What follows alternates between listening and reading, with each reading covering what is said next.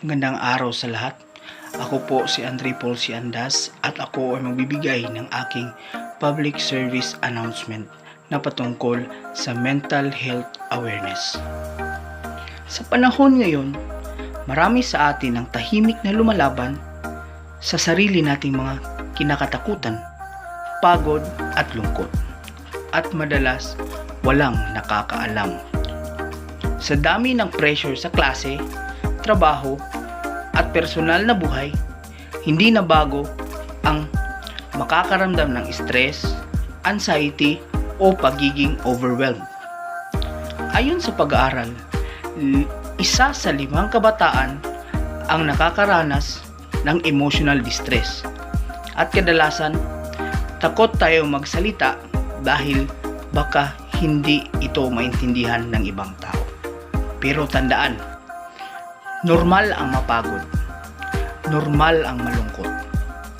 Hindi ito kahinaan at hindi mo kailangang itago. Ang mental health ay kasing halaga ng physical health. Pareho silang dapat inaalagaan. Kung nakakaramdam ka ng bigat, may mga simpleng hakbang na makakatulong. Una, magpahinga. Hindi ka tamad, tao ka. Pangalawa, makipag-usap sa taong pinagkakatiwalaan mo. Pangatlo, humingi ng tulong kung kailangan sa kaibigan, pamilya o guidance counselor sa inyong eskwelahan. At kung may kakilala kang hindi okay, minsan sapat na ang tanong na kumusta ka para maramdaman nila na may nakikinig sa kanila. Hindi mo kailangang labanan na mag-isa. May mga taong handang tumulong, handang makinig, at handang samahan ka sa kahit hindi ka okay.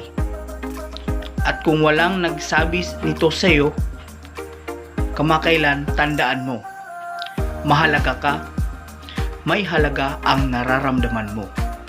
Sa dulo ng lahat, tandaan natin, ang mental health ay hindi nakikita, pero tunay na nararamdaman.